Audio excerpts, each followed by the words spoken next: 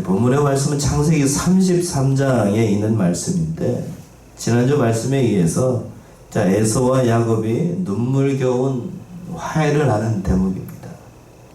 본문의 말씀 속에서 에서와 이 야곱의 이 화해, 서로가 서로를 용서하고 하나님 품 안에서 참된 기쁨을 누리게 되는데, 긴 세월 동안 한 사람은 두려움과 죄에 대한 그 초조함 때문에, 또 한 사람은 미움과 복수심 때문에 참 슬픈 나라 20여 년의 세월을 지나게 됐는데, 그러나 하나님께서 이 모든 것을 다 용서하게끔 하시고 서로가 서로를 눈물로써 안감싸고 그 모든 것을 다 하나님 안에서 다 해결받도록 했습니다. 여기서 우리는 인간의 미움과 갈등, 그 모든 것들도 누구 안에서만 가능하다는 거예요. 해결이 하나님 안에서만 가능하다는 사실을 깨닫게 되고, 그러나 그 이면에 또 야곱의 그 믿음 없는 행동을 통해서 과연 우리는 하나님 앞에서 어떻게 살아야 될 것인가, 그걸 살펴보는 그런 시간 갖도록 하겠습니다. 첫 번째는 1절과 11절에 있는 것처럼 에서와 야곱이 하나님의 은혜로 화해를 하게 되었습니다. 1절 보시면은요, 야곱이 눈을 들어보니 에서가 400인을 거느리고 오는지라 그 자식들을 나누어 레아와 라헬과 두 여종에게 맡기고. 야곱이 눈을 들어보니 지난밤에 사투를 벌였습니다.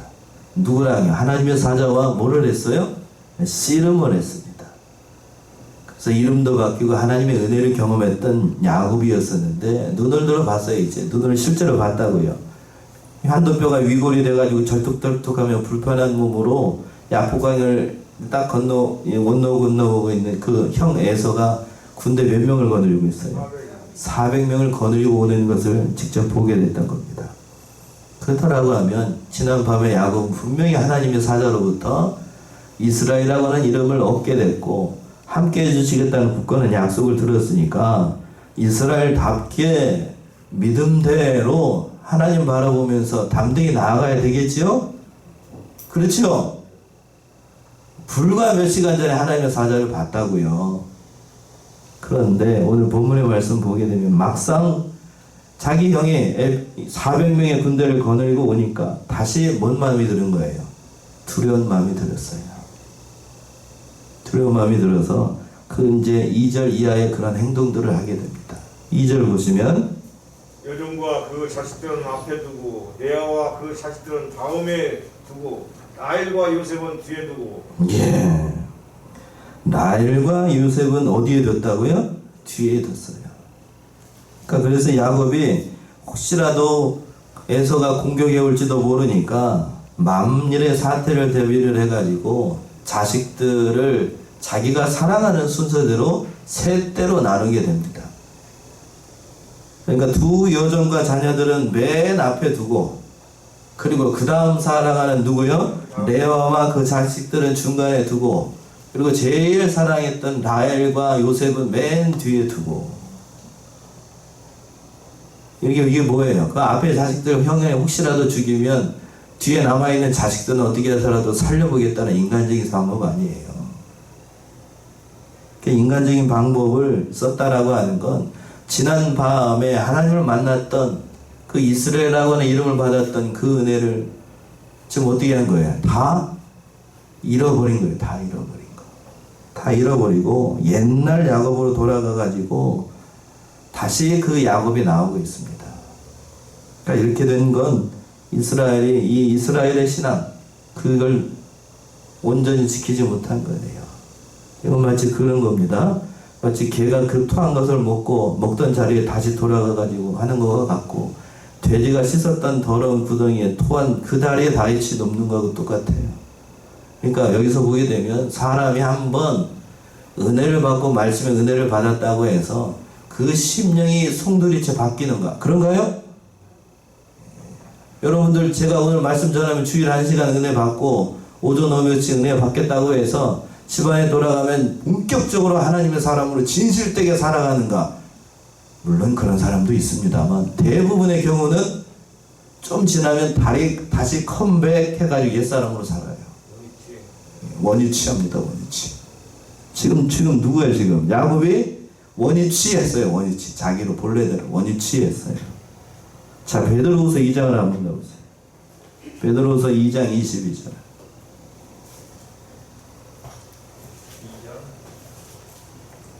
베드로후서 2장 22절.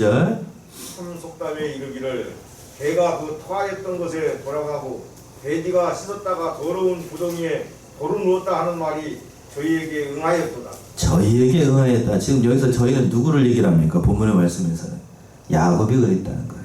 다시 그렇게 됐어요. 다시. 그러니까 인간의 그릇된 성격이나 그 기질은 하루아침에 변하는 게 아니에요. 굉장히 어려운 시간, 지난한 과정을 겪게 되는 거예요. 보통 목사님들이 자기가 설교하게 되면 사람들이 한꺼번에 바뀌어가지고 은혜 받고 하나님의 사람은 진실되게 살아갈 것이다. 물론 저도 그렇게 소망을 합니다만 절대로 그렇지 않아요. 사람은 절대로 그렇지 않다고요. 사람을 변화시키는 건 물론 말씀을 통해서 변화시킵니다만 아주 오랜 시간이 필요한 거예요. 오랜 시간. 야곱의 인생은 마지막에 변했습니다. 야곱은 마지막에. 그 인생 가운데 하나님이 개입하셔서 하나님은 친히 그런 사람으로 만들어 나가시는 거예요. 또 한번 볼까요? 3절을 보시면 또 3절. 자기는 그들 앞에서 나아가되 몸을 7번 땅에 굽히며 그 형 에서에게 가까이 하니. 예, 자기는 그들 앞에 앞서서 나아가되 그래도 여기 부분에서 조금 나아졌어요. 그러니까 사람이 한 번에 바뀌는 게 아니고 조금씩 나아지는 거예요.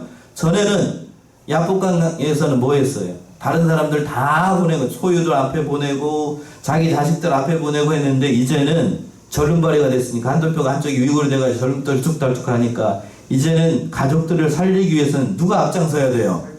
자기가 앞장서야지. 그러니까 자기가 앞장섰어요. 살려야 되겠다 싶어가지고 하나님이 그렇게 만드신 거죠. 살려야 되겠으니까 에서가 오고 있으니까 그래도 내가 앞장서야 된다. 가족들 앞에서 앞장을 섰어요. 근데 여기까지만 했으면 좋겠는데 그 다음에 뭐라고 그랬어요? 중반절에 몸을 몇 번? 7번 땅에 굽히고 그 형에서에게 가까이 했습니다. 한 번 절하면 되지 몇 번씩이나? 7번씩이나.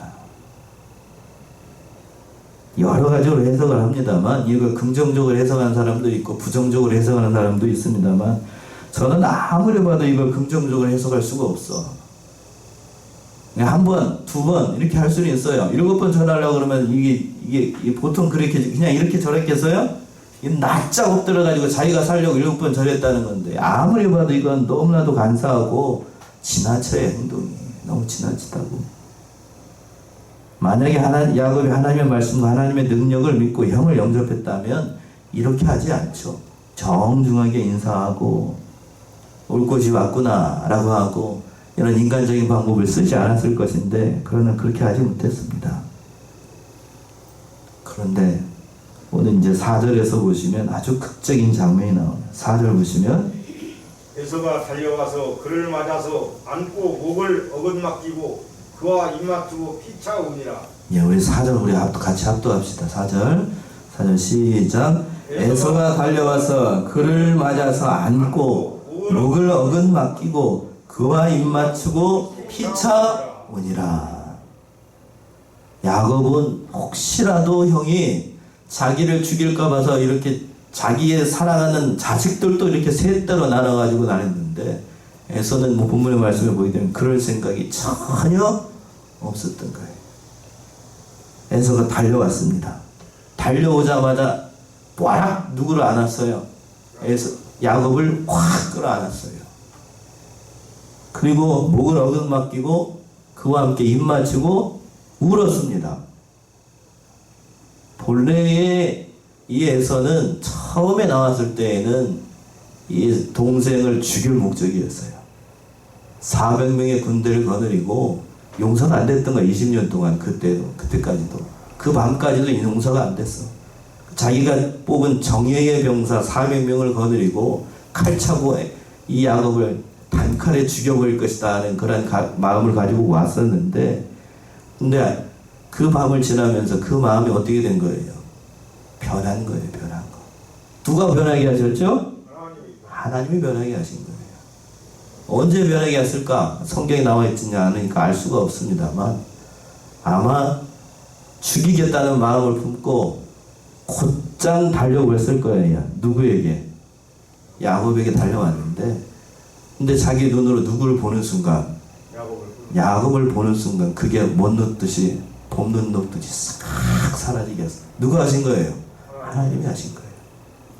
절뚝떨뚝거리면서 자기 가족 살리겠다고 맨 앞에 와가지고 7번씩 자라는 그 동생을 보는 순간 싹 사라진 거예요. 싹 사라져. 싹 사라져. 하나님이 그렇게 하신 거죠. 하나님이. 죽이려는 마음이 있었습니다. 살벌하게 달려온 거예요. 400명의 은사를 거느리고 왔다는 건 이 환영의 의미가 아니라고요. 근데 하나님은 그렇게 하셨어요. 혈육의 정의라고 하는 건 그러니까 사람이 또 사람이 판단할 수 있는 거 아니고 더 하나님이 다 하시는 거예요. 눈물을 서로 흘리게 됩니다. 무려 20년의 세월이었습니다. 한 사람은 이 동생이 한 일이 용서가 안 돼. 도저히 용서할 수가 없는 거예요. 자기를 속이고 아버지를 속이고 그 장자권이 뭐라고 그걸 빼앗아 가지고 그렇게 하고 또 다른 한 사람은 자기가 죄를 지었으니까 그 죄에 대한 두려움과 죄책감 때문에 어떻게 살 수가 없는 거예요. 이 야곱의 행동을 보게 되면 그렇잖아요. 죄 짓고는 못 살아요, 사람이. 그러나 하나님께서 그 둘이 만나게 하실 때에 서로가 지은 모든 지나간 거 다 잃어버리게 하신 거예요. 이 하나님의 능력이죠. 하나님께서 하신 거라, 하나님께서. 서로 그냥 그래서 부둥켜 안고 울고 그렇게 하셨던 겁니다. 저는 기회예요, 기회. 그러니까 용서와 화해. 사람이 하는 게 아니고 결국 그 배후에는 누가 하신다고요? 하나님이 하실 거예요. 하나님이 하실 거. 그리고 난 다음에 참 극적인 장면을 그리고 난 다음에 에서가 이제 진정을 하고 물어보는 거죠. 5절의 말씀이 그 말씀인데 5절 보시면 에서가 눈을 들어 여인과 자식들을 보고 묻되 너와 함께한 이들은 누구냐? 야곱이 가로되 하나님이 주의 종에게 은혜로 주신 자식이니이다. 예, 20년 만에 만난 동생을 보고 난 다음에 너와 함께한 이들은 누구냐? 궁금한 게 생긴 거죠.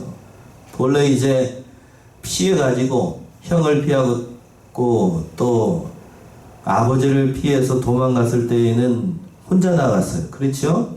혼자 나갔습니다. 근데 20년이 지나고 난 다음에 이렇게 많은 여인들과 자식들이 있는 걸 보니까 이게 뭔 일인가 싶어가지고 궁금증이 생겨서 물어봤던 겁니다. 그랬더니 야곱이 하나님이 주의 종에게 은혜를 주신 자식입니다. 은혜를 주셨다는 건 야곱이 뭘 잘해서가 아니고 다 하나님께서 은혜를 거저주신 그런 자식들이라고 얘기를 하는 거예요. 그러니까 그렇게 얘기를 하니까 이제 자식들이 이제 그 제수씨죠?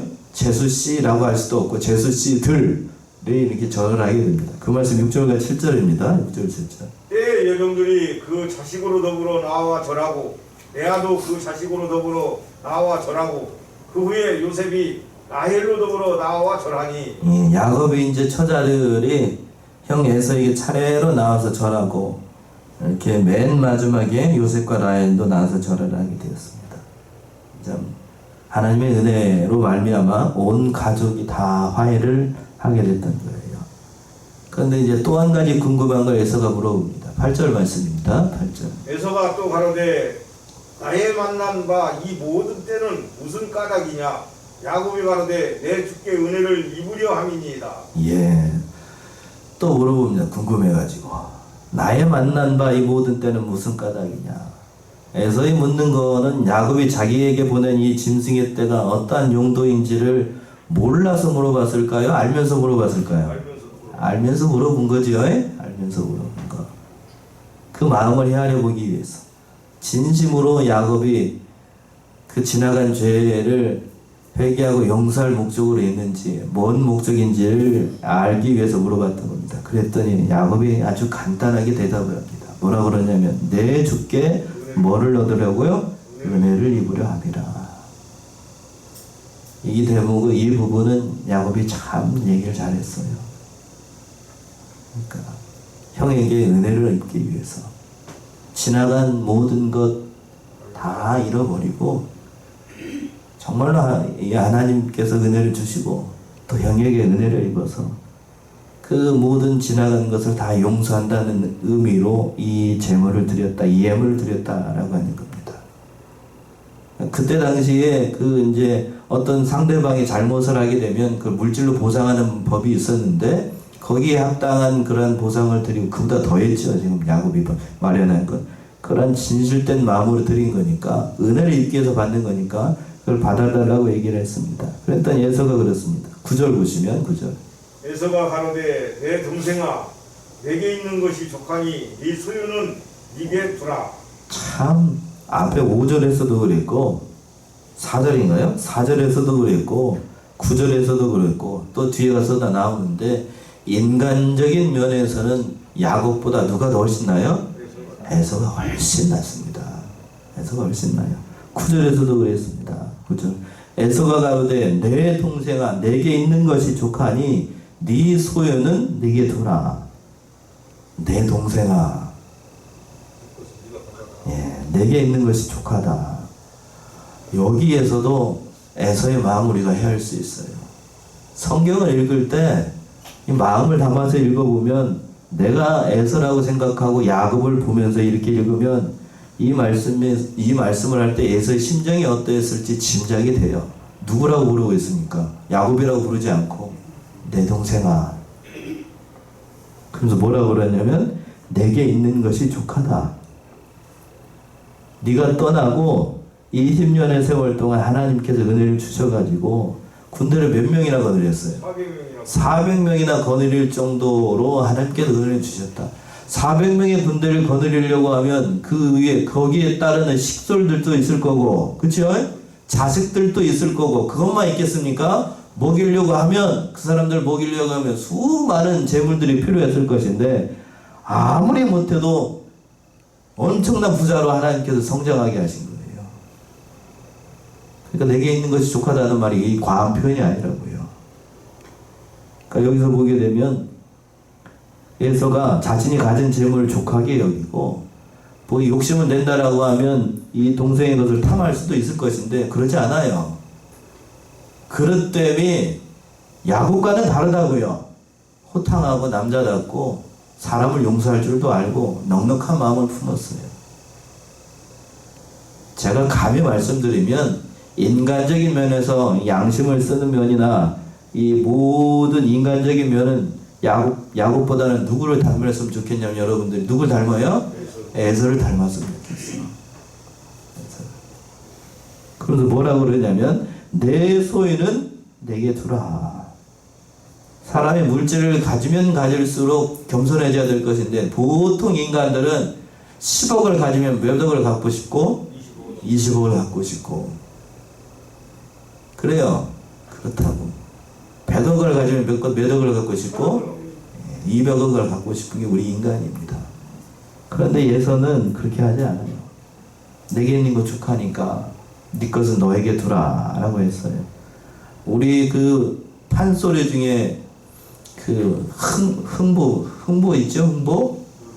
흥부와 놀부는 어떻게 합니까? 이렇게 하지 않죠? 네 것은 내 것이고 내 것은 내 것이다. 그렇게 얘기를 하는데 여기 본문에 등장하고 있는 에서는 그렇지 않아요. 그렇지 않습니다. 인간적인 그릇 때문에 참 바랐던 참 또 한편으로 보게 되면 안타까운 대목도 있는데 10절 보시면 10절 야곱이 가로되 그렇지 아니하니 이다 형님께 은혜를 얻어 싸우면 청컨대 내 손에서 이 예물을 받아서 내가 형님의 얼굴을 배운즉 하나님의 얼굴을 본 것 같아 받사오며 형님도 나를 기뻐하심이니이다. 네, 형님께 은혜를 얻어 싸우면 청컨대 내 손에서 예물을 받았어. 이건 단순한 부탁의 차원이 아니고 단순한 뇌물이 아니라 지나간 허물을 용서하는 은혜의 지포로 준 것이니까 형님이 받으셔야 됩니다 라고 이렇게 얘기를 하니까 그러면서 또 뭐라고 그랬냐면 형님의 얼굴을 본 즉 누구를 본 것 같아요? 하나님의 얼굴을 본 것 같습니다. 물론 아첨의 말입니다만 그러나 그 이면에는 또 하나님께서 역사하신 면이 있으니까 하나님의 은혜의 얼굴을 본 것 같다는 것도 맞는 표현이니까요. 하나님의 은혜가 아니었으면 에서가 이렇게 마음이 변하지 않았을 거고, 그러니까 하나님의 얼굴을 본 게 어떤 표현으로 맞는 거지요. 그래서 11절 보시면 11절.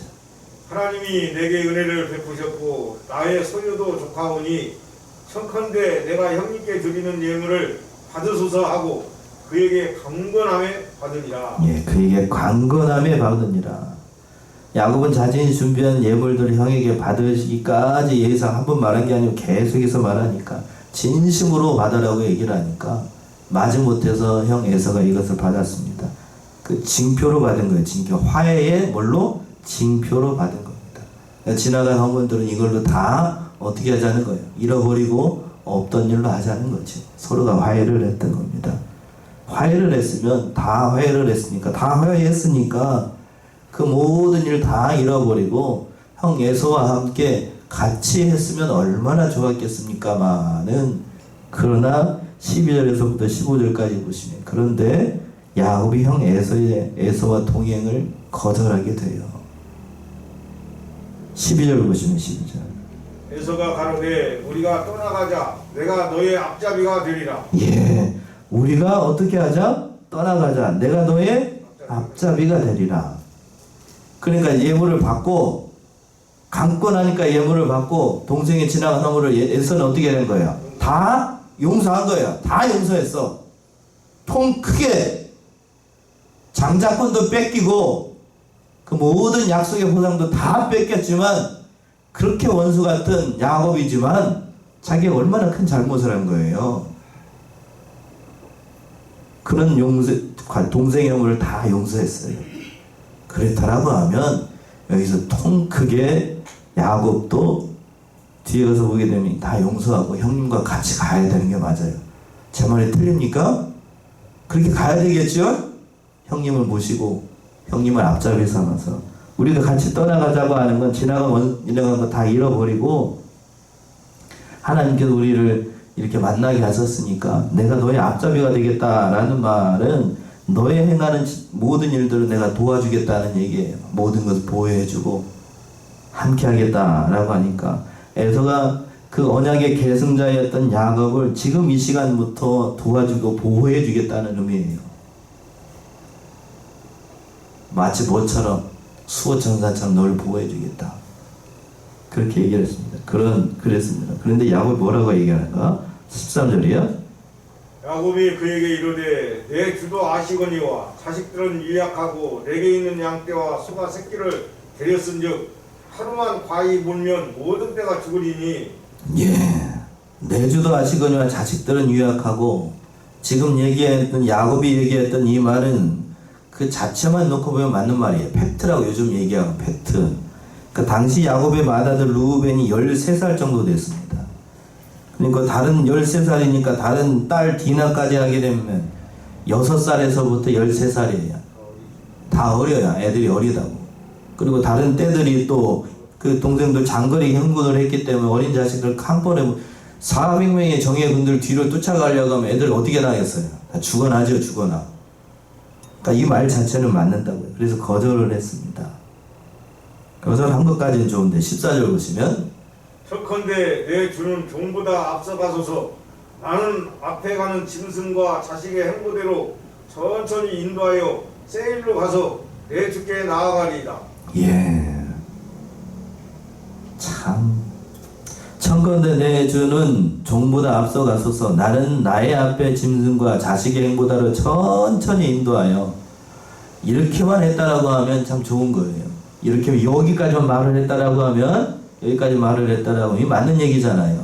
그런데 뒤에 가서 무슨 말이 있습니까? 세일로 가서 어디에게? 내 주께 가리이다. 이 말은 사실입니까? 거짓말입니까? 세일로 가서 내 주께 가리이다. 세일은 에서가 살고 있는 곳이에요. 뒤에 가서도 나옵니다만 야곱이 세일로 갔습니까? 다른 곳으로 갔습니까? 다른 곳으로 가서 이 거짓말한 겁니다. 세일로 갈 생각이 처음부터 야곱은 있었다고요? 없었다고요? 처음부터 없었어요. 에서가 떠난 다음에 뒤에 가서 보게 되면 바로 숫곳이라는 곳에 들러서 세김성에 정착을 하게 됩니다. 에서는 지나간 과거의 잘못을 다 용서하고 호의를 베풀고 또 너의 앞잡이가 돼서 모든 것을 살펴주겠다라고 약속을 했는데 여기서 또 야곱은 형을 어떻게 하는 거예요? 또 속였어. 또 옛날 버릇 나와가지고 또 형을 속여. 사람의 근본이 그렇게 쉽게 변한다고요? 아이, 천만의 말씀, 천만의 말씀. 쉽게 변하지 않아요. 본성이 그렇게 쉽게 변하는 게 아닙니다. 15절 보시면 15절.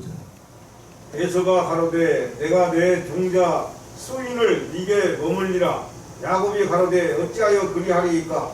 나로 내 주께 은혜를 얻게 하소서 하며.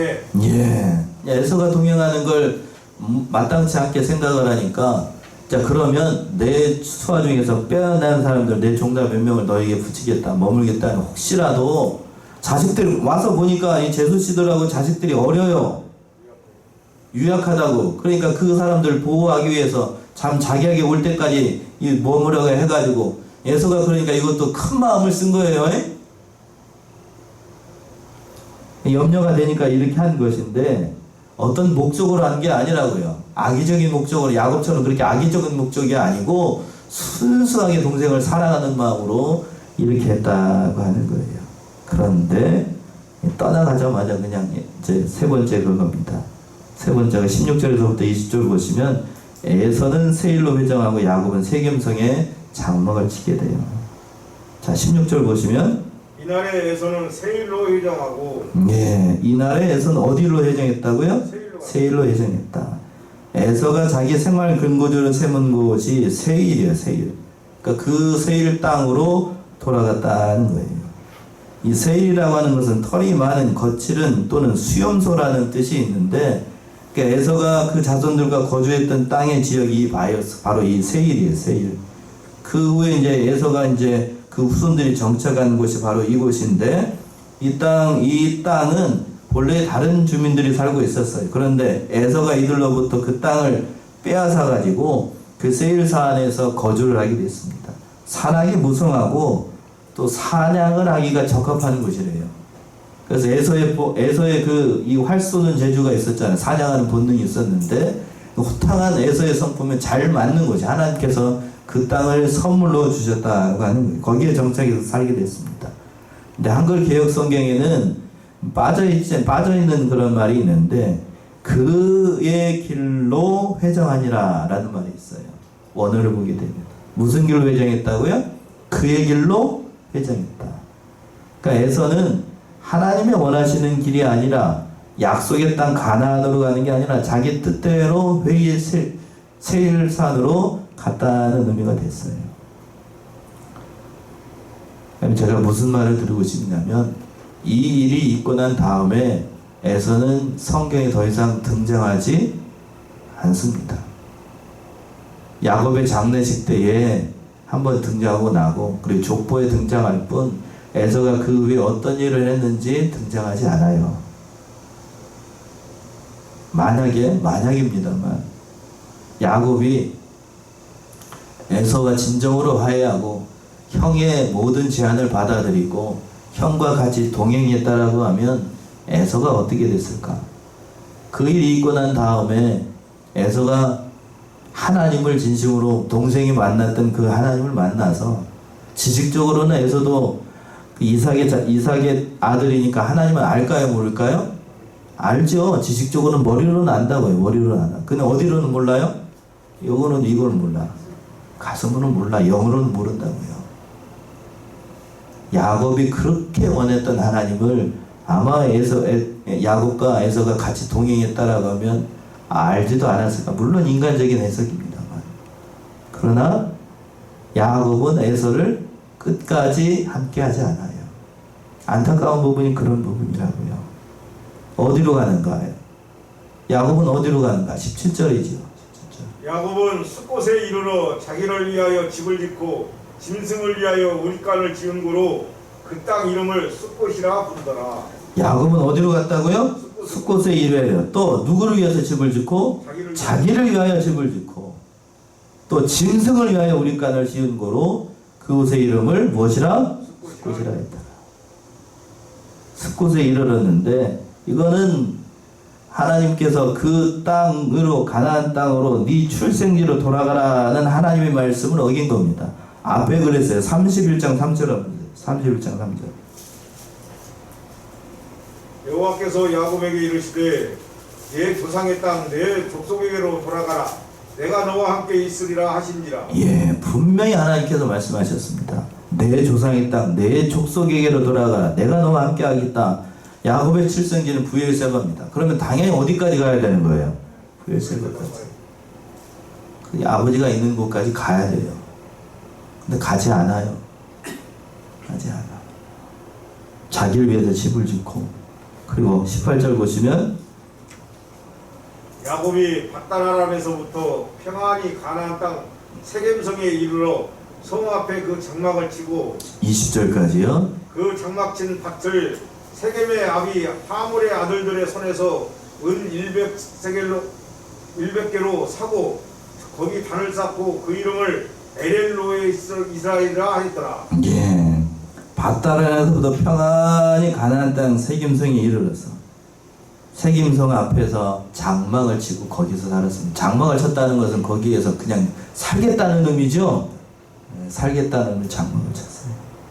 그래서 세겜성에 장막을 치니까 바로 34장에 어떤 일이 봤냐면 야곱의 하나밖에 없는 외동딸 디나가 그 추장의 아들에 의해서 뭐를 당하게 됩니까? 강간을 당하게 돼요.